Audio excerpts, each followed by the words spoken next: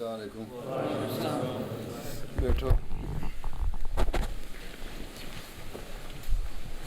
اچھا سارے بچے جوان ہو گئے ہو.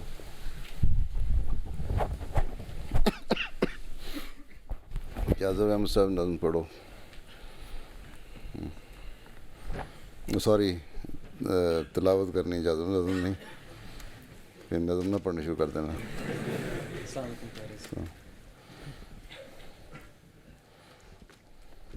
اعوذ باللہ من الشیطان الرجیم. بسم اللہ الرحمن الرحیم.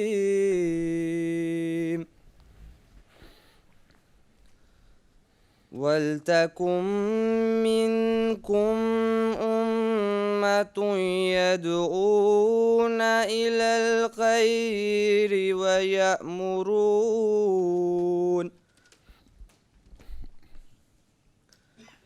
وَيَأْمُرُونَ بِالْمَعْرُوفِ وَيَنْهَوْنَ عَنِ الْمُنكَرِ وَأُولَئِكَ هُمُ الْمُفْلِحُونَ.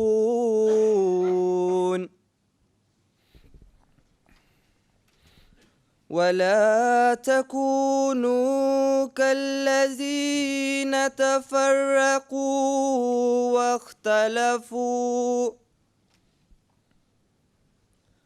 واختلفوا من بعد ما جاءهم البينات وَأُولَئِكَ لَهُمْ عَذَابٌ عَظِيمٌ.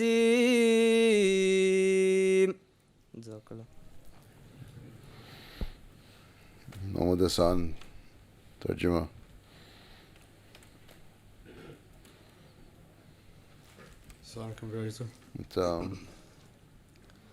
I seek refuge with Allah from Satan the accursed. In the name of Allah, the most gracious, the ever merciful. And let there always be among you a body of men who should invite to goodness, and enjoin virtue, and forbid evil, and it is they who shall prosper. And be not like those who became divided, and who disagreed among themselves, after clear proofs had come to them. And it is they for whom there shall be grievous punishment. Surat Al Imran, verses 105 to 106. Jazakallah. Haris Ahmed, please.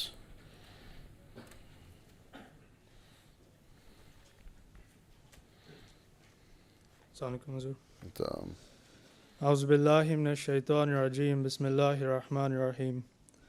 اللہم صلی علی محمد وعلی آل محمد کما صلیت علی ابراہیم وعلی آل ابراہیم انک حمید مجید. اللہم بارک علی محمد وعلی آل محمد کما بارکت علی ابراہیم وعلی آل ابراہیم انک حمید مجید. عن ابی ہریرہ رضی اللہ عنہ ان رسول اللہ صلی اللہ علیہ وسلم قال من دعا الى هدى كان له من الاجر مثل اجور من تبعه لا ينقص ذلك من اجورهم شيئا ومن دعا الى ضلالة كان عليه من الاثم مثل آثام من تبعه لا ينقص ذلك من آثامهم شيئا. مسلم کتاب العلم. ترجمہ. حضرت ابو ہریرہ رضی اللہ عنہ بیان کرتے ہیں کہ حضرت صلی اللہ علیہ وسلم نے فرمایا جو شخص کسی نیک کام اور ہدایت کی طرف بلاتا ہے اس کو اتنا ہی ثواب ملتا ہے جتنا ثواب اس بات پر عمل کرنے والے کو ملتا ہے، اور ان کے ثواب میں سے کچھ بھی کم نہیں ہوتا. اور جو شخص کسی گمراہی اور برائی کی طرف بلاتا ہے اس کو بھی اسی قدر گناہ ہوتا ہے جس قدر کہ اس برائی کے کرنے والے کو ہوتا ہے، اور اس کے گناہوں میں کوئی کمی نہیں آتی. اعزاز احمد.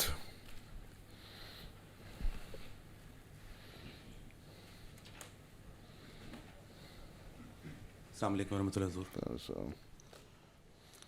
فرمودات سیدنا حضرت مسیح موعود علیہ الصلاۃ والسلام. حضرت مسیح موعود علیہ السلام فرماتے ہیں لوگ چاہتے ہیں کہ ترقی ہو مگر وہ نہیں جانتے کہ ترقی کس طرح ہوا کرتی ہے. دنیا داروں نے تو یہی سمجھ لیا ہے کہ یورپ کی تقلید سے ترقی ہوگی، مگر میں کہتا ہوں کہ ترقی ہمیشہ راست بازی سے ہوا کرتی ہے. اس کے لیے اللہ تعالیٰ نے نمونہ رکھا ہوا ہے. حضرت صلی اللہ علیہ وسلم اور آپ کی جماعت کا نمونہ دیکھو. ترقی اسی طرح ہوگی جیسے پہلے ہوئی تھی، اور یہ بالکل سچی بات ہے کہ پہلے جو ترقی ہوئی وہ صلاح اور تقوی اور راست بازی سے ہوئی تھی. وہ اللہ تعالیٰ کی رضا کے جویا ہوئے اور اس کے احکام کے تابع ہوئے. اب بھی جب ترقی ہوگی اسی طرح ہوگی. آپ علیہ السلام مزید فرماتے ہیں خوب یاد رکھو کہ اصل طریق ترقی کا یہی ہے. جب تک قوم اللہ تعالیٰ کے قدم نہیں اٹھاتی اور اپنے دلوں کو پاک و صاف نہیں کرتی، کے لیے جب تک قوم اللہ تعالیٰ کے لیے قدم نہیں اٹھاتی اور اپنے دلوں کو پاک و صاف نہیں کرتی، کبھی ممکن نہیں کہ یہ قوم ترقی کر سکے. یہ خیال محض غلط ہے کہ صرف انگریزی پڑھنے اور انگریزی لباس پہننے اور شراب پینے اور فسق و فجور میں مبتلا ہونے سے ترقی ہو سکتی ہے. یہ تو ہلاک کرنے کی راہ ہے. نوح علیہ السلام کے زمانہ میں جو قوم رہتی تھی کیا وہ معاش اور آسائش کے سامان نہ رکھتے تھے؟ کیا وہ انگریزی ہی پڑھے ہوئے تھے؟ اسی طرح لوط علیہ السلام کے زمانہ میں بھی معاش کے ذریعے تھے. اسی طرح اس زمانہ میں بھی معاش کے بعض ذریعے ہیں، جن میں سے ایک یہ زبان بھی ہے جو معاش کا ذریعہ سمجھی گئی ہے. لیکن وہ زبان جو خدا تعالیٰ کی زبان ہے، اسے اللہ تعالیٰ نے علم و معرفت کی کنجی بنایا ہے. جب انسان تعصب سے پاک ہو کر تدبر سے قرآن شریف کو دیکھے گا اور آراز سواری اور معنوں سے باز رہے گا، بالکل دعاؤں میں لگا رہے گا، تب ترقی ہوگی. ملفوظات جلد چہارم صفحہ 389 388. جزاک اللہ. مدثر طاہر نظم. السلام علیکم پیارے حضور. کلام حضرت مصلح موعود رضی اللہ تعالیٰ عنہ.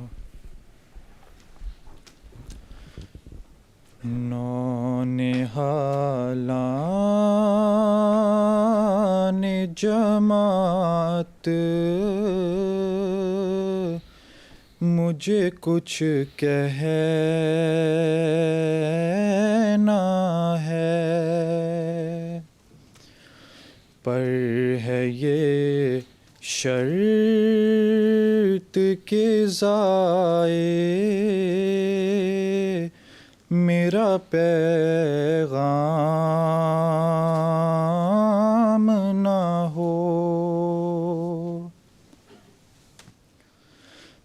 چاہتا ہوں کہ کروں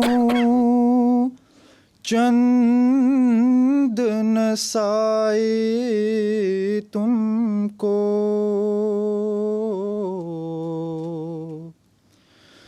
تاکہ پھر بعد میں مجھ پر کوئی الزام نہ ہو، تاکہ پھر بعد میں مجھ پر کوئی الزام نہ ہو. جب گزر جائیں گے ہم تم پہ پڑے گا سب بار،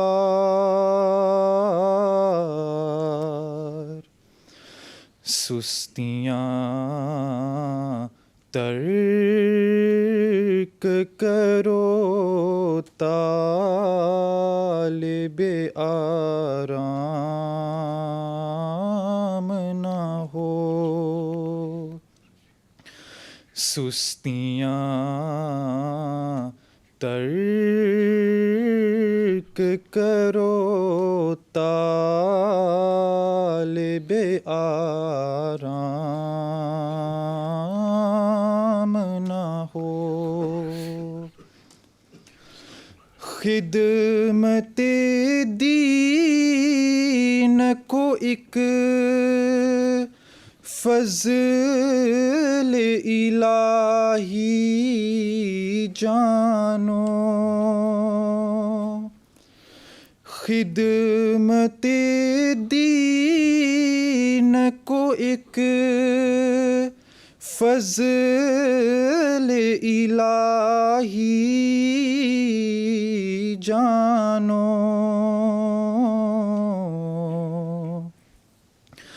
اس کے بدلے میں کبھی طالب انعام نہ ہو، اس کے بدلے میں کبھی طالب انعام نہ ہو، دل میں ہو سوز تو آنکھوں سے رواں ہوں آنسو، دل میں ہو سوز تو آنکھوں سے رواں ہوں آنسو، تم میں اسلام کا ہو مغز فقط نام نہ ہو، تم میں اسلام کا ہو مغز فقط نام نہ ہو،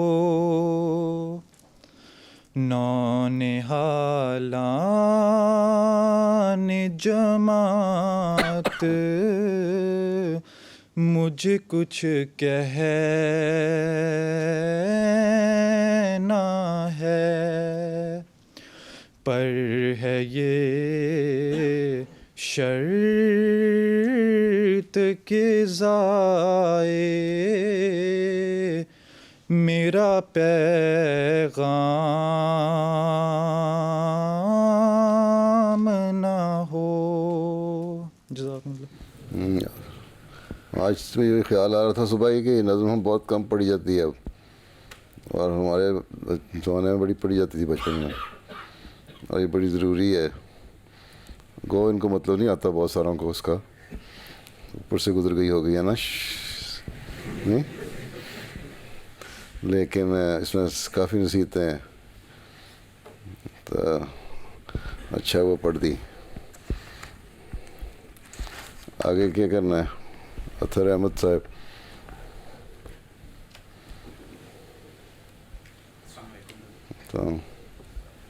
اعوذ باللہ من الشیطان الرجیم، بسم اللہ الرحمن الرحیم۔ قوموں کی اصلاح میں نوجوانوں کا کردار۔ کسی بھی قوم کی ترقی کا انحصار اس قوم کے نوجوانوں پر ہوتا ہے، اور اسی لیے جو قوم ترقی یافتہ ہوتی ہے اس کے نوجوانوں کو قوم کی ریڑھ کی ہڈی تصور کیا جاتا ہے۔ اللہ تعالیٰ قرآن مجید میں سورۃ التوبہ کی آیت نمبر 122 میں فرماتا ہے، اور مومنوں کے لیے ممکن نہ تھا کہ وہ سب کے سب اکٹھے ہو کر تعلیم دین کے لیے نکل پڑیں، پس کیوں نہ ہوا کہ ان کی جماعت میں سے ایک گروہ نکل پڑتا تاکہ وہ دین پوری طرح سیکھتے اور اپنی قوم کو واپس لوٹ کر بے دینی سے ہوشیار کرتے، تاکہ وہ گمراہی سے ڈرنے لگیں۔ جیسا کہ اللہ تعالیٰ نے اس آیت میں ایک گروہ کا ذکر کیا ہے، تو اگر کسی بھی قوم کے نوجوان دین کا فہم حاصل کرنے کے لیے نکل کھڑے ہوں تو وہ قوم نہ صرف کامیابی کی راہ پر گامزن ہوگی بلکہ اس کی آنے والی نسلیں بھی گمراہی سے محفوظ ہو جائیں گی۔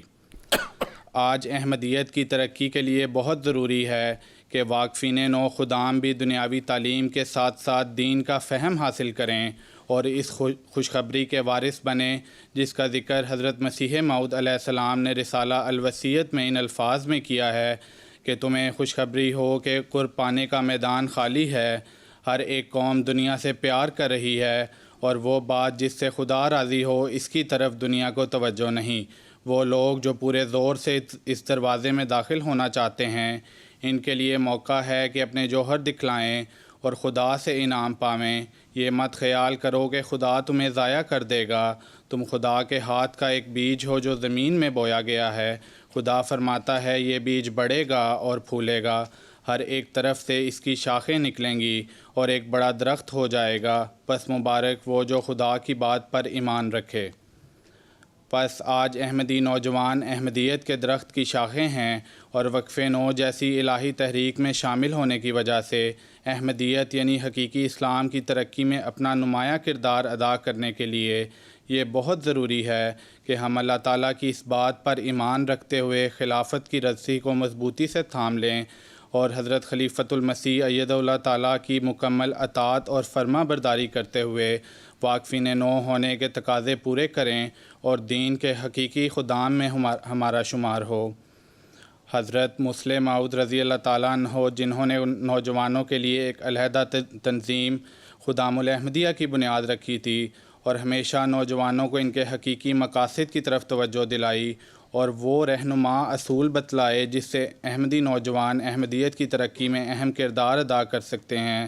حضرت مسلم موعود رضی اللہ تعالیٰ عنہ کو نوجوانوں سے جو امیدیں وابستہ تھیں اس کا اندازہ اس بات سے بخوبی لگایا جا سکتا ہے کہ آپ نے متواتر جماعت کو اس امر کی طرف توجہ دلائی ہے کہ قوموں کی اصلاح نوجوانوں کی اصلاح کے بغیر نہیں ہو سکتی۔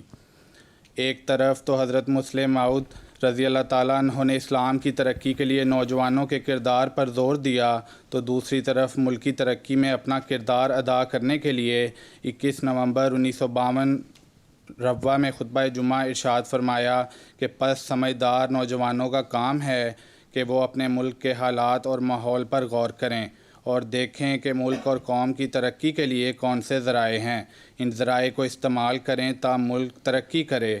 ملک میں جو صنعتیں اور تجارتیں پہلے نہیں ان کی طرف توجہ دی جائے۔ اگر نوجوان اس طرف توجہ کریں تو بے شک ابتدا میں وہ تکلیف اٹھائیں گے لیکن آخر میں ایسے حالات پیدا ہو جائیں گے جو ان کے خاندان اور ملک کے لیے مفید ہوں گے۔ جیسا کہ میں نے بتایا کہ انگریزوں اور امریکنوں میں ہزاروں آدمی ایسے ہوں گے جنہوں نے اپنی جائیدادوں کو تباہ کیا تا ملک کے لیے وہ کوئی مفید چیز ایجاد کریں، لیکن ہماری جماعت میں ایسا کوئی آدمی نہیں جس نے کسی ایسی ایجاد کی طرف توجہ کی ہو۔ بس آج مغرب میں رہتے ہوئے ہم پر ذمہ داری عائد ہوتی ہے کہ دنیا اور قومی ترقی کے لیے اپنا کردار ادا کریں اور جو امیدیں ہم سے وابستہ کی گئی ہیں ان پر پورا اتریں۔ پھر 19 ستمبر 1952 میں ایک خطبہ جمعہ میں حضرت مسلم موعود رضی اللہ تعالیٰ عنہ نے نوجوانوں کو نصیحت کی کہ ترقی کے لیے اپنے بڑوں کے نقش قدم پر چلیں۔ حضور نے فرمایا بہرحال ہر ایک انسان نے جو پیدا ہوا ہے مرنا ہے اور زندہ قوموں کی یہ علامت ہوا کرتی ہے کہ ان کے نوجوان اس کوشش میں لگے رہتے ہیں کہ وہ اپنے بڑوں کے قائم مقام بن جائیں۔ جس قوم میں یہ بات پیدا ہو جاتی ہے وہ کبھی نہیں مرتی اور جس قوم کے اندر یہ بات پیدا نہ ہو اس کو کوئی زندہ نہیں رکھ سکتا۔ خواہ کتنا ہی زور لگا لو وہ قوم ضرور مرے گی، لیکن جس قوم میں یہ خوبی موجود ہو کہ اس کے نوجوان ہمتوں والے ہوں، بلند ارادوں والے ہوں، صحیح کام کرنے والے ہوں، اچھی نیتیں رکھنے والے ہوں تو وہ مرتی نہیں بلکہ بڑھتی چلی جاتی ہے، اور خواہ کوئی بھی اسے مٹانا چاہے مٹا نہیں سکتا۔ آج ہم سب کا فرض ہے کہ اپنے اندر بلند ہمت، ارادہ اور اچھی نیت پیدا کریں تا حضرت خلیفۃ المسیح ایدہ اللہ کی ہر آواز پر لبیک کہتے ہوئے احمدیت یعنی حقیقی اسلام کی ترقی میں اپنا کردار ادا کریں۔ اپنے بزرگوں کے حقیقی جانشین ہونے کے ضمن میں حضرت مسلم موعود رضی اللہ تعالیٰ عنہ کا بیان فرمودہ ایک نہایت دلچسپ واقعہ بیان ہے کہ ایک دفعہ عباسی بادشاہ نے اپنے 2 لڑکے ایک بڑے امام کے پاس پڑھنے کے لیے بٹھائے۔ اس امام کا اتنا رعب اور اتنی قابلیت تھی کہ اس کا ہر جگہ سکہ بیٹھا ہوا تھا۔ ایک دن جب بادشاہ اس کی ملاقات کے لیے گیا اور امام اس کے استقبال کے لیے اٹھا تو دونوں شہزادے دوڑے کہ وہ اپنے امام کی جوتی اس کے آگے رکھیں گے۔ ایک کی خواہش تھی کہ جوتی میں رکھوں اور دوسرے کی خواہش تھی کہ جوتی میں رکھوں۔ بادشاہ نے جب یہ نظارہ دیکھا تو کہا کہ تیرے جیسا آدمی کبھی نہیں مر سکتا، یعنی جس نے اپنی روحانی اور علمی اولاد کے دل میں اتنا جوش و اخلاص پیدا کر دیا ہے اور اتنی علم کی قدر پیدا کر دی ہے، اس نے کیا مرنا ہے، مرے گا تو اور لوگ اس کی جگہ لے لیں گے۔ غرض بے ساختہ بادشاہ کے منہ سے یہ فکرہ نکل گیا کہ ایسا آدمی مر نہیں سکتا۔ حقیقت یہ ہے کہ انسان تو مرتے چلے آئے ہیں اور مرتے چلے جائیں گے۔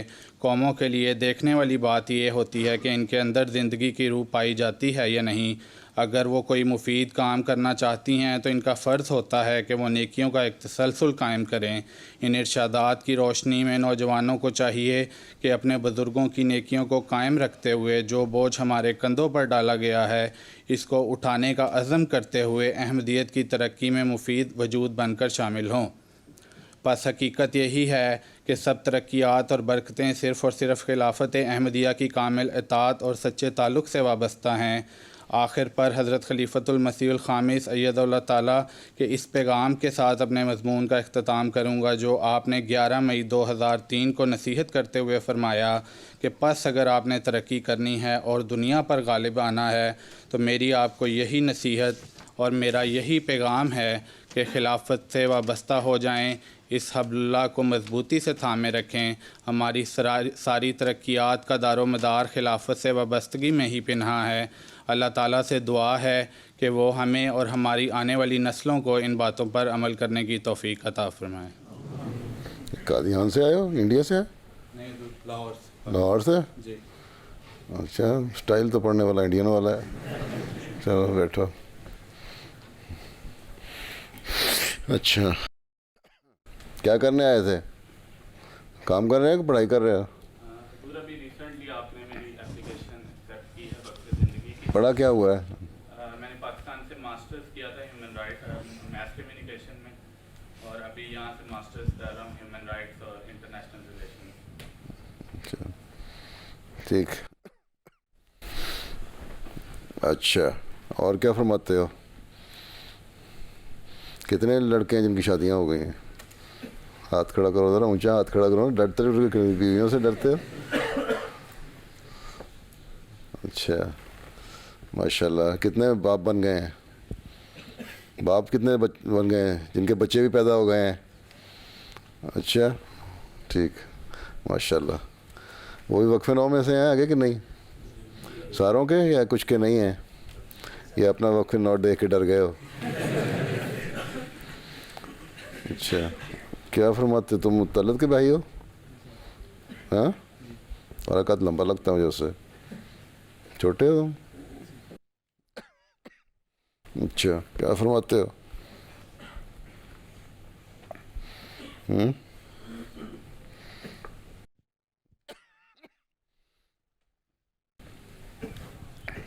السلام علیکم حضور۔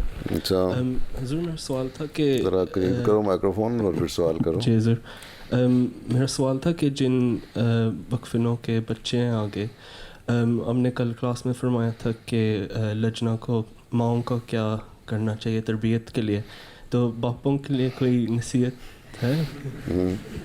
باپوں کو یہی کرنا چاہیے کہ ماؤں کے ساتھ تعاون کریں۔ جی سر۔ ٹھیک ہے، بچوں کی تربیت میں ماؤں کا تو ایک حد تک ہاتھ ہے جب تک بچہ گھر میں ہے، 10 11 12 سال تک ہے۔ دوسرے ہے کہ باپوں کو بچپن سے ہی بچوں کے ساتھ دوستی رکھنی چاہیے، ٹھیک ہے، انٹریکشن ہونا چاہیے ان کا بات، اور اتنا قریب ہونا چاہیے کہ جب وہ 12 سال کے اوپر جائیں گے، جو لڑکے ہیں خاص طور پہ، تو وہ باپوں کو ہی بہت ساری باتیں بتا سکتے ہیں اور کر بھی سکتے ہیں۔ اور پھر باہر کی ان کی ایکٹیویٹیز ہیں لڑکوں کی، ان کا باپوں کو ہی پتہ لگ سکتا ہے، ماؤں کو نہیں پتہ لگ سکتا۔ اس لیے بڑی جو نگرانی ہے بچوں کی، پولیس مین بن کے نگرانی نہیں کرنی، نہ اسپائنگ کرنی ہے، لیکن دوستی میں ہر چیز پتہ ہونی چاہیے. ٹھیک ہے، تو یہ تربیت پھر صحیح تربیت رہتی ہے آخر تک. اور گھروں میں اپنے اخلاق بھی ٹھیک رکھنا اپنی بیویوں سے، تاکہ بچوں کو احساس ہو کہ عورتوں کے بھی کوئی حق ہیں. صرف نعرے نہ مارتا رہا کہ ویمنز رائٹ کے، عمل بھی کر کے دکھاؤ. ہاں السلام علیکم حضور. میرا سوال تھا کہ وقفے نو کو کتنی دیر بعد ملاقات کے لیے آنا چاہیے آپ سے؟ یہ تو ڈپینڈ کرتا ہے کہ میرے وقت کتنا ہے. ملاقات تو جتنا تم لوگ جب دل چاہتا ہے کرو، اگر وقت ہوگا تمہیں وقت مل جائے گا. روک تو نہیں ہے، یہ تمہارے پہ ڈپینڈ کرتا ہے تم کب چاہتے ہو. اور کچھ نہیں تو یہاں رہتے ہوئے، لندن میں، یو کے میں رہتے ہوئے، کم از کم جمعوں پہ اور نمازوں پہ اگر دور بھی رہتے ہیں تو مہینے میں ایک آدھ دو جمعہ پڑھ لیا، نمازوں پہ آ گئے یہاں پڑھ لی، تو اس سے بھی ایک تعلق تو قائم رہتا ہی ہے نا. ٹھیک ہے. اور جزاک اللہ. جو صادق صاحب کے رشتے دار. السلام علیکم پیارے حضور. میرا آپ نے پچھلے خطبے میں آپ نے نماز کے بارے میں تھوڑا بتایا تھا. ابھی تھوڑا تھا وہ، اس تھوڑے پہ عمل کر لو بہت ہو جائے گا انشاءاللہ. حضور وہ نماز کے بارے سے یہ سوال تھا کہ جب نماز آپ پڑھ رہے ہیں، امام کے پیچھے مقتدی جو پڑھ رہے ہیں نماز، اور سورہ فاتحہ کے بعد آپ سورہ فاتحہ پہ آپ مقتدی جو ہوتے ہیں وہ رک جاتے ہیں اور امام جو اگلی صورت پڑھنے لگ جاتا ہے، تو ہر ایک کو صورت ہر ایک نہیں آتی. بعض بڑی بڑی لمبی صورتیں پڑھتے ہیں امام. میں تو وہی ریپیٹ کرتا ہوں تاکہ ایک آہستہ آہستہ اشاروں کو یاد ہی ہو جائیں. تو وہ اس کی ضروری نہیں پڑھنے کی، لیکن سورہ فاتحہ جو ہے اس کا پڑھنے کا ہے کہ امام کے پیچھے پڑھنی چاہیے. لیکن اگر پیچھے امام کی ڈرائی جائے تو اس میں کوئی منع تو نہیں ہے؟ بات یہی تو میں نے بات بتائی تھی خطبے میں. سنا کیا تھا تم نے جو خلف امام جب لفظ استعمال کیا تھا نا میں نے، مجھے نہیں پتا، تم لوگ تھوڑا سا انگلش ترجمہ بھی سن لیا کرو بعد میں، کیونکہ اس کا خلف کا مطلب یہی ہے کہ اس کے پیچھے دہراؤ. خلف امام کا مطلب ہے کہ امام کے پیچھے پڑھو. اس لیے میں نے یہ کہا تھا کہ امام اگر بہت تیز پڑھنے والا ہے تو پھر جتنی آیتیں پڑھی جاتی ہیں پڑھ لو، لیکن سنت تو پوری ہو جائے نا، مطلب ہے کہ ہدایت تو پوری ہو جائے نا.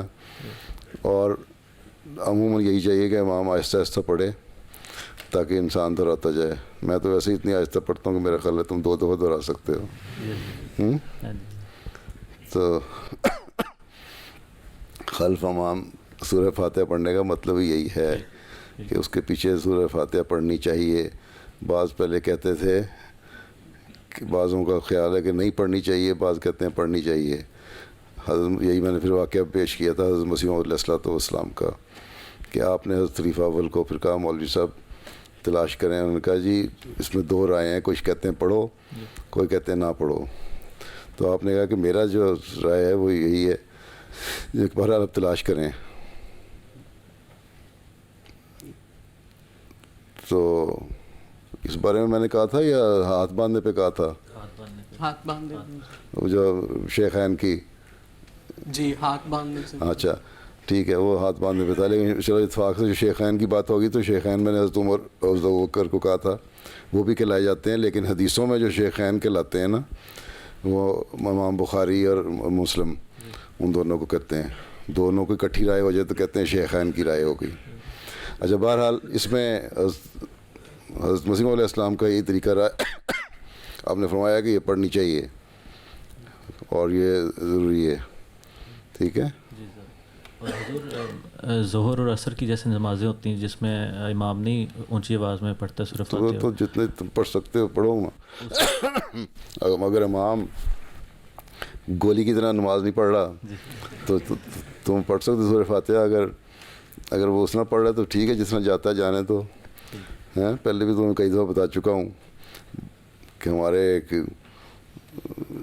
ہوتا تھا آدمی، وہ کہتا ہے غیر احمدی، کہتا جی ہمارا امام جو ہے نا تراویح بڑی اچھی پڑھاتا ہے، 8 رکھتے ہیں 10 منٹ میں ختم کرا دیتا ہے، پورا سپارہ پڑھ لیتا ہے یا 15 منٹ میں. لیکن پچھلے دنوں میں ایک ہمارے میڈیا پہ واٹس ایپ پہ شاید گھوم رہی تھی انڈونیشیا کا امام، اس تو لگتا تھا کلا بازیاں کھلا رہا ہے. تو مذاق ہے نا قرآن شریف کے ساتھ. لیکن جتنا پڑھ سکو پڑھ لینا چاہیے. ٹھیک ہے، رام نام سے پڑھو تو زیادہ اچھی بات ہے. ایک اور اب تو نو مبائن بھی شامل ہو رہے ہیں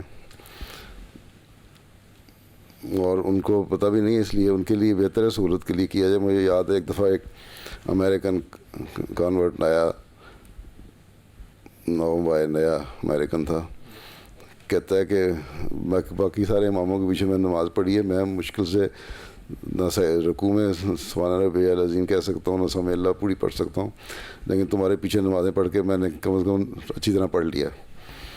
تو ان کا بھی خیال رکھنا چاہیے نام بھائی کا. انگریز ہیں، امریکن ہیں، ان کو تو صحیح جلدی نہیں کر سکتے نا، یا کوئی بھی دوسری قوم کا، تو ان کو فائدہ ہو جاتا ہے. ہاں جی، فراست، کیا فراست دکھانی ہے؟ میرا سوال ہے کہ یہ جو ابھی ریسنٹلی ٹرمپ نے 7 مسلم ممالک کے اوپر بین کیا ہے، اس کے آپ کس طرح دیکھتے ہیں اور اس کا کیا اثرات ہوں گے آگے؟ تو نے کل کی خبر نہیں سنی، اس کو وہاں کی ایک کورٹ نے اس بین کو کینسل کر دیا، پوسٹ اس پہ اس کو جی، لیکن حضور سسپینڈ کر دیا ہے. اس کے بعد اس کے اس نے کہا کہ میں کروں گا اور یہ پاگل ہے جج ہیں، اور حالانکہ پاگل وہ خود ہے، جج پاگل ہے، اور میں اس کو لے کے جاؤں گا اور اپیل کروں گا. وہ کورٹ میں جائے گا، چلے آ گیا. لیکن میجورٹی ان کے اپنے لوگ جو ہیں، اس کی جو اپنی ہوم سیکرٹری تھی پہلے یا جو بھی اپوائنٹڈ تھی، اس نے انکار کر دیا تھا، ڈپارٹمنٹ کو کہہ دیا تھا کہ نہیں اس پہ عمل کرنا. اس کو اس نے نکال دیا، نیا رکھ لی. وہ پہلے عورت تھی، اب مرد شاید رکھا ہے. اور تو خود اس کے خلاف وہاں مظاہرے ہو رہے ہیں. اور پھر یہ ہے کہ ان 7 ملکوں میں سے بڑا ڈاکومنٹڈ ہے، ان کو وہاں وہ کہا بھی جا رہا ہے کہ ان ملکوں میں سے کبھی بھی اس طرح کے جن ملکوں کے لوگ دہشت گردی کرتے رہے امریکہ جا کے، ان میں ان کو بین نہیں کیا. سعودی عرب ہیں، دوسرا پاکستان ہے، افغانستان ہے، اور ان کے لوگ کبھی بھی نہیں گئے، کوئی دہشت گردی ان کی طرف سے نہیں ہوئی. جن پہ بین لگایا ہے تو صرف وہ ہے ذاتی دشمنی. تو پاگلوں والی بات ہے. میرا خیال تھا کہ پریزیڈنٹ بن کے شاید یہ نہیں کرے گا، عقل آ جائے گی اسے. تو میں نے کئی جگہ پریس میں کہا کہ میرا خیال ہے کہ نہیں کرے گا اور نہیں کرنا چاہیے. میرا نہیں خیال کوئی امریکن پریزیڈنٹ اس حد تک انسین ہو، لیکن میری سارے خیالات غلط ہو گئے. یہ تو انسان کیا ہے تو سب سے بڑا پاگل ہے. اور ابھی حضور صرف 2 ویکس ہوئے ہیں اس کو بنے، ابھی 4 سال. آگے دیکھیے ہوتا ہے کیا. اس لیے شاعر نے کہا تھا ابتدائی عشق خیر ہوتا ہے کیا، آگے دیکھیے ہوتا ہے کیا. اللہ تعالیٰ رحم کرے. اور حضور آپ نے کہا تھا کہ جماعت کو ڈاکٹرز اور انجینئرز چاہیے، تو میں نے پوچھنا تھا کہ اگر کوئی اسپیسیفک ٹائپس آف انجینئرز ہیں جو جماعت کو چاہیے. فی الحال تو کنسٹرکشن کے ساتھ تعلق رکھنے والے زیادہ چاہیے. آرکیٹیکٹس ہیں، سول انجینئر ہیں، اسٹرکچر انجینئر ہیں اس فیلڈ کے. لیکن باقی بھی ہو جائیں، کوئی حرج نہیں پڑتا. اس وقت انڈسٹری تو کوئی نہیں جماعت کے پاس، لیکن کسی وقت میں ہو جائے گی. شاید تم لوگ اس کے پائنیئر بن جاؤ.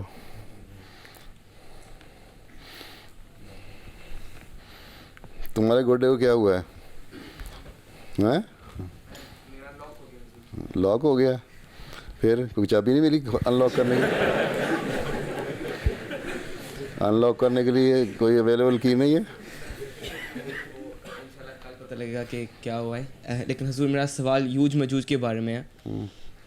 میں ایک 21ویں سورہ میں پڑھا تھا، میں کامنٹری پڑھا تھا. میں نے پڑھا تھا کہ یوج مجوج کو USA اور سوویت یونین کے طور پہ ان کو نے کیا تھا. لیکن کل لجنہ کی کلاس میں پڑھا گیا تھا کہ ذوالقرنین جو حضرت مسیح موعود ہیں وہ لوگوں کو یوج مجوج سے آزاد کریں گے. وہ یوج مجوج کو لوگوں کو याजूज मजूज तो को वह इंग्लिश में बोलते तो गॉग एंड मैगॉग कहते और रड़े आराम से, तो उर्दू बोलते जूझ मजूज कर देते।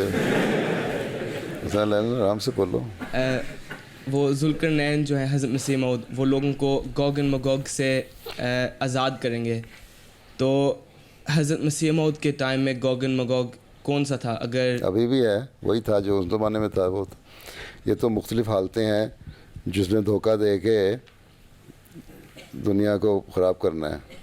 ठीक है, ये बड़ी ताकतें हैं, ईसाइयत है, ईसाइयत की जो तालीम है ये वही है। ये जो दजाल की जो बातें हैं वही याजूज माजूज की बातें हैं। धोखा देना, धोखे से मुसलमानों को ईसाई बनाया, गलत ईसाइयत की तालीम की, उसके ख़िलाफ़ हज़रत मसीह मौला इस्लाम ने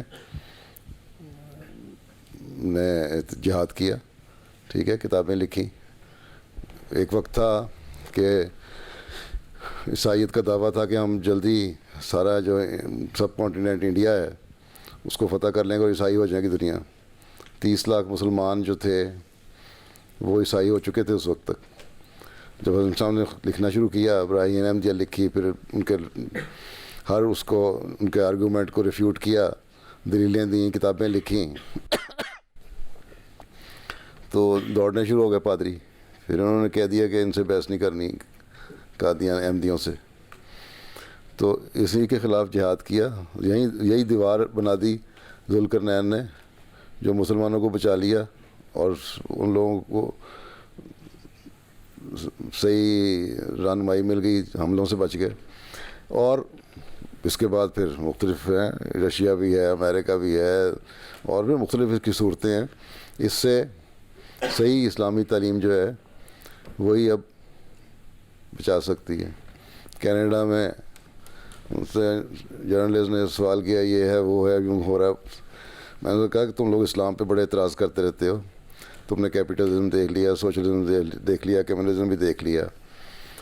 इस्लाम का एक हकीकी निज़ाम पहले था जो इस मुसलमानों की सुस्ती और जहालत और दीन से दूर हटने की वजह से ख़त्म हो गया। अब ये रिवाइवल इस्लाम का ज़माना आया जो मसीह मौद इस्लाम ने करना था।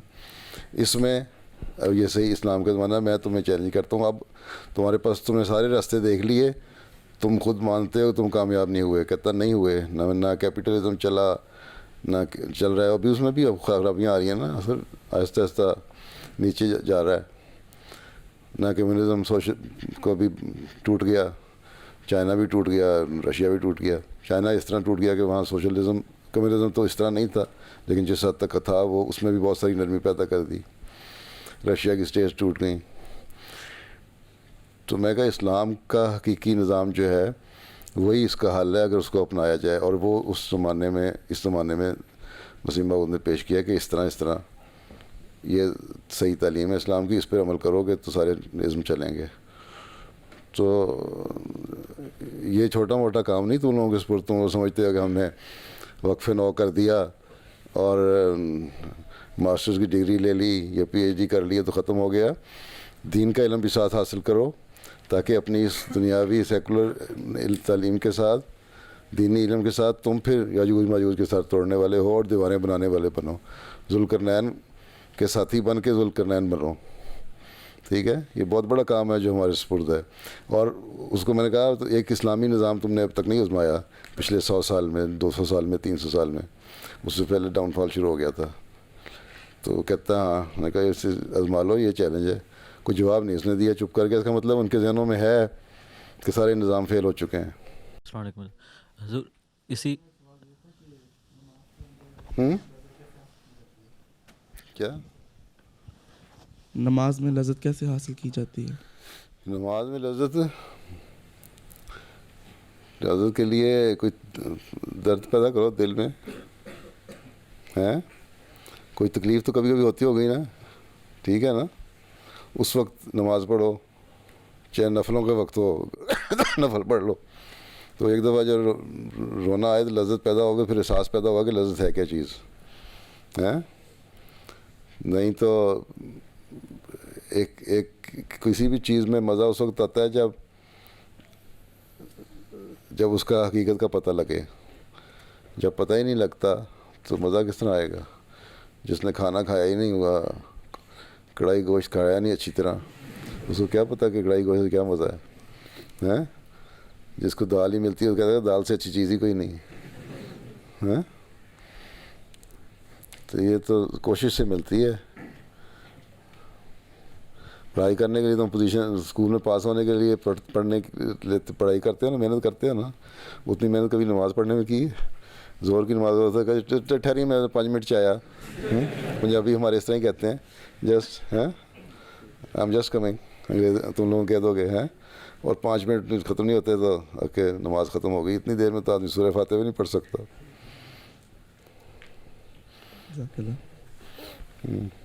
السلام علیکم پیارے حضور. قرآن مجید میں اللہ تعالیٰ نے 4 انعامات کا ذکر کیا ہے. تو جب ہم اللہ تعالیٰ سے مانگتے ہیں تو کیا ایک انسان اپنے اولاد کے لیے یہ مانگ سکتا ہے کہ اللہ تعالیٰ اس کو نبوت پہ فائز کرے؟ وَمَن يُطِعِ اللَّهَ وَرَسُولَهُ فَأُولَٰئِكَ مَعَ الَّذِينَ أَنْعَمَ اللَّهُ عَلَيْهِم مِّنَ النَّبِيِّينَ وَالصِّدِّيقِينَ وَالشُّهَدَاءِ وَالصَّالِحِينَ. تم اپنے لیے مانگتے ہیں تو ظاہر ہے جب وہ بچے پیدا ہوں گے تو وہ بھی اپنے لیے مانگیں گے. تو سارے ہی اپنے لیے مانگ رہے ہیں اور آگے لوگوں کے لیے مانگ رہے ہیں. ہمیں نبوت تو اب ایک مطلب نبی تو نبی نہیں تو نہیں بن سکتا. صالحین اور شہید اور صدیق تو بن سکتے ہیں نا جی. لیکن حضرت صلی اللہ علیہ وسلم کی یہ حدیث بھی یاد رکھنی چاہیے کہ میری امت کے علماء جو ہیں، صحیح علماء، نیک نیت علماء، بنی اسرائیل کے انبیاء کے برابر سٹیٹس رکھتے ہیں. تو اگر اس لحاظ سے دیکھو تو وہ سٹیٹس تو مل جاتا ہے نا. ٹھیک ہے. اس لیے جو امت مسلمہ کا حقیقی ولی جو ہے، حقیقی صدیق جو ہے نا، حقیقی صالح جو ہے، شہید جو ہے، وہ بھی نبی بن جاتا ہے. اس لحاظ سے اس کو مل جاتا ہے. ٹھیک ہے. یہ وہاں جو حضرت مسلم نے فرمایا ابن مریم کے ذکر کو چھوڑو، اس سے بڑھ کر غلام احمد ہے. ہیں ابن مریم کون تھا؟ حضرت عیسیٰ تھے نا، وہ بنی اسرائیل کے نبیوں میں سے آخری نبی. ٹھیک. اور آن وسلم کے غلامی میں آپ نے فرمایا کہ میں آن وسلم کا غلام ہوں، میں اس سے بڑھ کے ہوں. ٹھیک ہے. تو اسٹیٹس کا تو فرق پڑ گیا ہے نا. تو وہ اسٹیٹس تو مل جاتا ہے. ہاں نبوت کی بھی مختلف کیٹیگریز ہیں، اس لحاظ سے بن سکتا ہے. لیکن یہ کہنا کہ دروازہ بند ہو گیا، یہ نہ مجھے حق ہے نہ آپ کو. کس نے کہا دروازہ بند ہو گیا نبوت کا؟ یہ ہے کہ اب خلافت قائم رہے. نہیں. حضرت صلی اللہ علیہ وسلم نے فرمایا کہ میرے اور عیسیٰ کے درمیان کوئی نبی نہیں. ٹھیک. مسیح موعود آ گئے، نبی ہو گئے. ٹھیک ہے. یہ حدیث ہے. اب یہ کہنا کہ نبوت کا دروازہ بند ہو گیا، یہ تو اللہ تعالیٰ کے ہاتھ باندھنے والے، میرا اور تمہارا یا کسی کا بھی اختیار نہیں کہ اللہ کے ہاتھ باندھ دے. جب اللہ کہتا ہے میں نبی بنا سکتا ہوں اور بناتا ہوں، تو ہم کون ہوتے ہیں روکنے والے؟ اس لیے حضرت مسیح علیہ السلام نے فرمایا کہ ہو سکتا ہے ایک وقت ایسا آئے جب تم لوگ اتنے بگڑ جاؤ، دوبارہ تم لوگوں کو پھینٹی شینٹی کی ضرورت پڑے تو کوئی جلالی نبی آئے، اور ہو سکتا ہے اس وقت کے خلیفہ کو وہ مقام مل جائے. وہ آئے گا وہ مسلمان امت میں سے ہی. حضرت صلی اللہ علیہ وسلم کی امت سے باہر کوئی نہیں آ سکتا. اور اللہ تعالیٰ، یہ اللہ تعالیٰ نے کہہ دیا، اور اللہ تعالیٰ کے کسی بھی اختیار کو اور کسی بھی طاقت کو ہم روک نہیں سکتے. جب اللہ کہتا ہے میں نبی بنا سکتا ہوں تو بنا سکتا ہے. اس لیے یہ تو ٹھیک ہے. اسی فی الحال ہمیں جو اتنا علم ہے وہ وہاں سے دیا وہ یہی ہے کہ میرے اور مسیح کے درمیان ایک نبی نہیں ہے، مسیح نبی ہوگا. ٹھیک ہے. مسیح موعود وہ ہو گئے. آگے کیا کرنا ہے اللہ تعالیٰ نے ہمیں علم دیا، لیکن حضرت مسلم نے اشارہ کر دیا کہ ہو سکتا ہے آ سکے کبھی، کیونکہ ہم اللہ تعالیٰ کی طاقتوں کو نہیں روک سکتے. ٹھیک. اور دوسری جو تشریح میں نے کی ہے کہ بنی اسرائیل کے انبیاء کی طرح ہمارے علماء ہو سکتے ہیں اگر وہ واقعی عالم ہوں.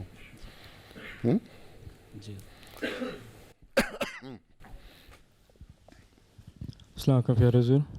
پیارے حضور، اللہ تعالیٰ سورہ آل عمران میں فرماتا ہے ورس 170 میں، اور جو لوگ اللہ کی راہ میں قتل کیے گئے ان کو ہرگز مردے گمان نہ کر، بلکہ وہ تو زندہ ہیں اور انہیں ان کے رب کے ہاں رزق عطا کیا جا رہا ہے. پیارے حضور، اس میں رزق دیے جانے سے کیا مراد ہے؟ رزق ایک روحانی رزق ہوتا ہے، ایک مادی رزق ہوتا ہے. رزق سے کیا مراد ہے؟ مما رزقناہم ینفقون جو کہا تو ضروری یہ تو نہیں ہے کہ تمہیں اللہ تعالیٰ نے پیسے دیا ہے، رزق دیا ہے، روٹی دی، کھانا دیا، صرف اسی میں سے خرچ کرو. مطلب ہے جو بھی تمہاری کوالٹیز ہیں، تمہاری کیپیبلٹیز ہیں، تمہاری جتنی فیکلٹیز ہیں، ان کو جس طرح تم میکسیمم اس کی یوٹیلائز کر سکتے ہو وہ کرو ہیں، اور دنیا میں ان کو استعمال کرو اللہ تعالیٰ کے لیے. اور جب تو انسان مر کے جاتا ہے تو وہاں جا کے تو پھر ایک اس روح کو، یہ جسم یہیں رہ جاتا ہے لیکن روح چلی جاتی ہے اگلے، ٹھیک ہے، وہ اللہ تعالیٰ ان کو نیا جسم دیتا ہے. اور وہاں جنت کی جو نعمتیں ہیں، جو جنت کی نعمتیں ہیں جن کا ان کو ہم اندازہ نہیں کر سکتے، کمپریہینڈ نہیں کر سکتے، ٹھیک ہے، بے شمار نعمتیں ہیں، وہ رزق ہیں جو اللہ تعالیٰ ان کو وہاں اگلے جان میں دے گا. ٹھیک ہے، تم سمجھ رہے ہو مردہ ہو گئے، وہ مردہ نہیں ہے، وہ زندہ ہے اللہ کی نظر میں. اس دنیا میں بھی زندہ رہیں گے کیونکہ انہوں نے ایک قربانی دی، کسی خاص مقصد کے لیے اپنی جان دی. ٹھیک، اور اگلے جہان میں ان کو ریوارڈ اللہ تعالیٰ بے تحاشا دے گا. اور وہ ایسا ایسا رزق ہے، ایسی نعمتیں ہیں جو نمایاں جنت جو ہیں جن کا تم اندازہ نہیں کر سکتے.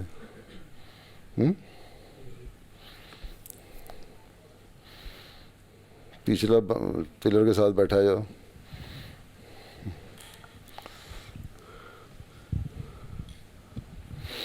السلام علیکم حضور. آج کل اسپیشلی جو ایتھیزم ہے وہ یورپ میں بہت پھیل رہا ہے، تو اس کے لیے ہمیں کون سی کتابیں پڑھنی چاہیے اس کے اسپیشلی سائنٹیفک جو مقابلے کے لیے، اور فلاسفیکل بائف. اور ایک چھوٹا سا سوال ہے حضور، یادداشت کو امپروو کرنے کے لیے بادام کھانے کے علاوہ آپ کا کوئی سجیسشن ہے؟ کہتے ہیں کہ ہومیوپیتھک دوائی ہے کہ ایسڈ فاس ہے، کیوں میں وہ کھانے کے ساتھ کھاؤ تو اس سے بھی فرق پڑتا ہے. باقی اپنے دماغ کو زیادہ استعمال کرو تو یادداشت ٹھیک ہو جاتی ہے. ایتھیزم پھیل رہا ہے، اس کے لیے ایک تو میں نے کہا تھا بیسک کتاب ہے حضرت مرزا بشیر احمد صاحب کی آور گاڈ، وہ پڑھو. سارے پڑھ لی؟ کس کس نے پڑھی ہوئی ہے؟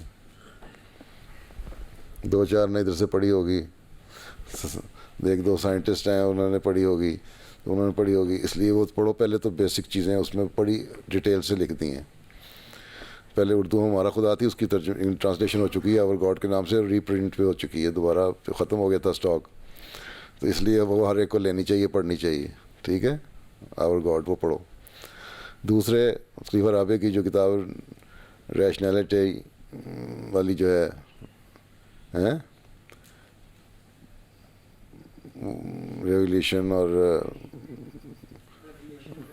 ریولیوشن ریشنلٹی، ہاں وہ کتاب جو ہے اس کے جو چیپٹر ہیں آخری، ان میں بڑا اچھا طرح بیان کیا ہوا ہے، وہ بھی پڑھ لو، اس میں پتہ لگ جائے گا. ٹھیک ہے، 5واں چیپٹر جو ہے خاص طور پہ وہ پڑھو. اور چھٹا یہاں نہیں ہے میرے پاس. اچھا خیر، اس میں ڈارون کی تھیوری بھی ہے اور یہ بھی ہے، ساری چیزیں ہیں. ایک اسی میں سب بہت ساری باتیں مکس نکل آتی ہیں، وہ پڑھو. باقی ایتھیسٹ جو ہیں ان کا اپنا تو یہ حال ہے. وہ جو ہے کتاب جس نے لکھی ہوئی تھی اب گاڈس ڈیلیوژن ہے، کیا نام ہے اس کا؟ نہیں نام بندے کا کیا نام ہے؟ رچرڈ ڈاکنز ہے، رچرڈ ڈاکسن. ہاں رچرڈ ڈاکن، وہ اس کو یہیں رہتا ہے، یو کے کا ہے. جی یو کے کا ہے نا. اس کو میں نے امام صاحب کی کتاب قرآن شریف کی 5 والی کمنٹری بھیجیں، یہ چیز یہ ریولیوشن کی والی کتاب بھیجیں، کہیں اس میں تمہارے جواب ہیں سارے، تو تم اس کو پڑھو، پھر تم آرگو کرو. تم کھڑے ہو کے کتابیں لکھنے لگ گئے ہو، کہتے ہیں نہ میں نے پڑھنا ہے نہ مجھے ضرورت ہے اس کی، میں نہیں مانتا، میں نہیں مانتا. تو دلیل تو ان کے پاس کوئی ہے نہیں. تو اگر اپنے لیے تو دلیل تیار کر لو، لیکن تمہارا یہ خیال ہے کہ ان کو قائل کر لو گے تو ڈھیٹ قسم کے لوگ ہیں. اب یہ کوئی جواب تو نہیں پڑھے لکھے آدمی کا، وہ اس کو پہنچ گئی ساری چیزیں.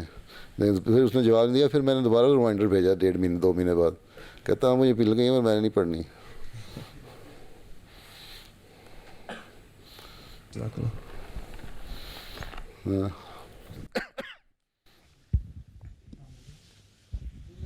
مائکرو فون لے لو تو ذرا اچھے سوال مجھے سمجھ آ جائے. السلام علیکم حضور. میرا سوال تھا آپ سے کہ کہتے ہیں کہ جب کوئی وفات پا جاتا ہے تو اس کی قبر پہ 40 دن لگاتار جانا چاہیے کہ اس کی مغفرت کے لیے. تو کیونکہ میرے والد صاحب تقریباً 5 مہینے پہلے وفات پا گئے پاکستان میں, تو میں تقریباً اس وفات کے بعد دو ہفتے وہاں پہ رہا ہوں. تو آپ اس کس نظر سے دیکھتے ہیں اس کو؟ پوری ہے تو ٹھیک ہے, نہیں ہے یہ سنت آنسر نے فرمایا کہ 40 دن جاؤ, کیونکہ نے اس پہ لکھا ہوا ہے کہ 40 دن روح جو ہے وہ قریب قریب رہتی ہے, اور یا اس میں تو اس کو تمہاری دعائیں پہنچتی رہتی ہیں, یا 40 دن کے لیے اگر اللہ تعالیٰ کے پاس چلی بھی گئی تو عرصے میں جو بھی حساب کتاب ہونے ہیں اس میں اللہ تعالیٰ زیادہ سے زیادہ دعائیں تم لوگوں کی پہنچاتا ہے ان کو. تو وہ اپنے وفات شدہ کے لیے دعائیں کرنی چاہیے, لیکن اس کے بعد بھی کرنی چاہیے. یہ مطلب نہیں 40 دن کے بعد ختم کر دو, ہمیشہ. اس لیے قرآن کریم نے دعا سکھائی ہے اپنے ماں باپ کے لیے تو رب ارحمہما کما ربیانی صغیرا, کہ یہ دعا مستقل کرتے رہو, روزانہ کرو, تو اللہ تعالیٰ رحم کرتا رہے وہاں. اور ہر رحم جو اللہ تعالیٰ کا ہوتا ہے اس کے بعد اس کے درجات بلند ہوتے ہیں, فوت شدہ والدین کے لیے بھی اور دوسروں کے لیے بھی. تو یہ کرنی چاہیے. تو اس میں کیا سوال کیا بنا؟ یہی ضرور آپ سے پتہ کرنا تھا کہ مطلب سب وہاں کہہ رہے تھے کہ 40 دن تک لگاتار جانا چاہیے, اس کے بعد پھر وقفے کے ساتھ جائیں, کہ مطلب روز نہ جائیں. کوئی یہ کوئی دلیل نہیں. جس کا جو افورڈ کر سکتا ہے روز جانا. کسی کے قریب قبرستان ہے روا میں تو چھوٹی سی جگہ ہے, بجتیوں میں روز لوگ جاتے ہیں. وہاں کو منع تو نہیں کر دیا کہ 40 دن کے بعد جاؤ گے تو گناہ ہوگا. نہیں, کوئی نہیں ایسی بات, جا سکتے.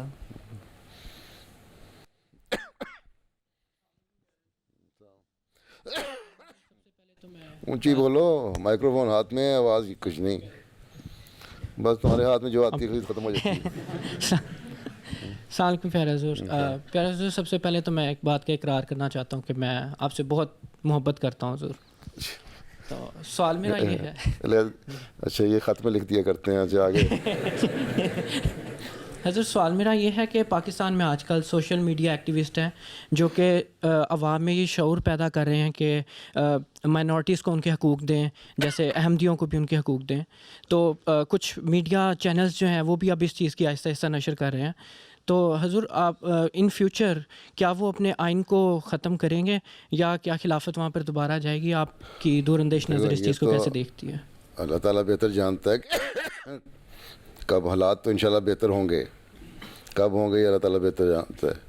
لیکن ابھی نیئر فیوچر میں, مستقبل قریب میں تمہارا اگر خیال ہے اس قانون کو ریپیل کر دیں گے یا ختم کر دیں گے, تو کوئی اس کا امکان نہیں, اس میں ضرورت ہی اس میں نہیں ہے. میڈیا شور مچا رہا ہے, ٹھیک ہے, مائنورٹیز کے رائٹس کریں. ہم اپنے آپ کو مائنورٹی, مسلم مائنورٹی نہیں سمجھتے, ہم اپنے آپ کو مسلمان سمجھتے ہیں. اس لیے ہم یہ نہیں کہیں گے ہم مسلمان ہم مائنورٹی ہیں مسلمان ملک میں. ہم مسلمان ہیں مسلمان ملک میں, ٹھیک, کلمہ طیبہ پڑھنے والے. ہمارا تو ہم تو صرف یہ کہتے ہیں ان کو کہ ہم ایک پاکستانی شہری ہیں. تم نے جو کچھ ڈکلیئر کر دیا, احمدیوں کو کہہ دیا کہ تمہارے for the purpose of law and constitution Ahmadis are not Muslims. Okay, ٹھیک ہے, نہیں ہے, ہم نہیں مسلمان تمہاری نظر میں, تمہارے لا اینڈ کانسٹیٹیوشن کی نظر میں. لیکن میں اپنے آپ کو کہتا ہوں لا الہ الا اللہ محمد رسول اللہ, مسلمان ہوں, میں مسلمان ہوں, ٹھیک. اس لیے تم میرے دل کی بات نہیں چھین سکتے. جو میں نے مذہب, میرا دل کہتا ہے میں نے اپنایا اور میں کہتا ہوں میں مسلمان ہوں. تم کون ہوتے ہو مجھے کہنے والے کہ میں بھی اعلان کروں کہ میں مسلمان نہیں ہوں؟ میں نہیں کروں گا. تم جو مرضی کہو مجھے. میرا نام مسرور ہے تو میں کہوں گا میرا نام مسرور ہے. تم مجھے جو مرضی کہتے رہو, چاہے میرا نام رام چندر رکھ دو یا تم جو مرضی رکھ دو, ہیں, ٹھیک ہے, یا جان رکھ دو یا پال رکھ دو یا جو مرضی رکھ دو, ٹھیک.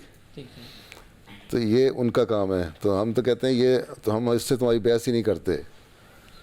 کہ ہم یہ کہتے ہیں ہم پاکستانی سٹیزن ہیں, تم مسلمان سمجھو یا نہ سمجھو اس سے کوئی فرق نہیں پڑتا. لیکن پاکستان سٹیزن ہونے کی حیثیت سے جو الیکشن ہے وہ جوائنٹ الیکٹوریٹ ہونا چاہیے, ٹھیک ہے. بغیر کسی ڈسکرمنیشن کے, بغیر کسی سیپریٹ ریلیجس آئیڈینٹی کے. احمدی ہے یا عیسائی ہے یا ہندو ہے یا مسلمان ہے, کوئی اس کا سنی ہے یا شیعہ ہے, اس کا کوئی تعلق نہیں. پاکستانی پاکستانی ہے اور اس کو ووٹ کا حق ملنا چاہیے ایز اے پاکستانی. ٹھیک, تو ہم صرف کہتے ہیں یہ کر لو. جو ہیومن رائٹ ایکٹیوسٹ ہیں نا, ہم کہتے ہیں جوائنٹ الیکٹوریٹ کروا لو نا, تو بس کامیابی, باقی پھر ہمارا کام ہم آپ ہی ٹھیک کر لیں گے. ٹھیک, اس لیے کہ ہمارے ابھی تو ہم الیکشن میں حصہ نہیں لیتے, ووٹ نہیں ڈالتے, اور سیاسی نظام جو ہے, ڈیموکریسی کا جو نظام ہے, اس میں تو تمہارے ووٹ ہوں تو تب تمہاری ویلیو بھی بنتی ہے. تو ٹھیک ہے. حضور لاکھوں احمدی آپ کے انتظار میں وہاں تڑپ رہے ہیں, کیا ان کا انتظار ختم ہوگا؟ آپ کیا سمجھتے ہیں؟ تو تم پاکستان سے آئے ہو؟ جی حضور. تو وہیں بیٹھے تڑپتے, یہاں کیوں آ گئے؟ جس کو موقع ملتا ہے وہ تو آپ کا قرب پانا چاہے گا نا. اچھا, کب آئے تھے یہاں؟ حضور 2014 کے اینڈ پہ, دسمبر میں. اچھا, اب یہاں کیا کر رہے ہو؟ حضور ماسٹرس ابھی کمپلیٹ کیا میکینیکل انجینئرنگ میں. کر لیا؟ جی حضور. اچھا, تو بہرحال حالات تو ٹھیک ہوں گے انشاءاللہ. کب ہوتے ہیں کب نہیں, یہ اللہ بہتر جانتا ہے. ٹھیک ہے. قادیان سے ہجرت ہوئی تھی تو اس وقت وہاں جو چھوڑے گئے تھے لوگ, یا ہندوستان میں احمدی تھے کچھ, ٹھیک ہے, بہت سارے ہجرت کر کے آ گئے, لیکن حضرت خلیفہ عثمان ثانی کی تڑپ میں نے دیکھی ہے. بار بار کہتے تھے قادیان جانا ہے, قادیان پیش ہے, اور بڑی دعا کیا کرتے تھے, لیکن نہیں جا سکے. وفات ہو گئی. خلافت ثالثہ آئی, نہیں جا سکے. خلافت رابعہ کے بھی 8-9 سال گزر گئے, تب ان کا موقع ملا ان کو جانے کا. پھر مجھے 2 موقع ملا جانے کا. تو اسی طرح وقت کے بھی حالات ہو سکتا ہے کہ مستقل نہ صحیح, لیکن آنے جانے کے سامان تو انشاءاللہ ہو ہی جائیں گے. نماز کا وقت ہو رہا ہے, اور ایک چھوٹا سوال کسی نے کرنا ہے تو کر لو. یس, ہاں, گنزیلو صاحب, what do you say?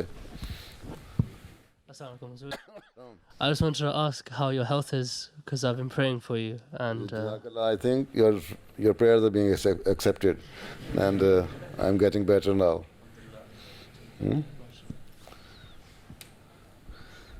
اچھا, میں نے کہا تھا ایک سوال, پہلے کیوں نہیں کہا؟ کہ داؤد کیا کہتے ہیں؟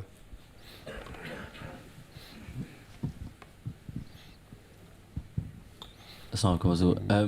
میرا سوال تھا کہ کافی اکثر جب میں یونیورسٹی میں جب نماز پڑھنے چاہتا ہوں, پریئر جو روموں کے بنے ہوئے ہیں, کافی لوگ غیر احمدی ہیں, اور جب وہ باجماعت پڑھتے ہیں کبھی مجھے پوچھتے ہیں کہ جوائن ان کر لو, اور مجھے پتا کہ اسی میں ان کے پیچھے نہیں پڑھ سکتا, تو اور یہ بات کافی افینسو بھی لے سکتے ہیں.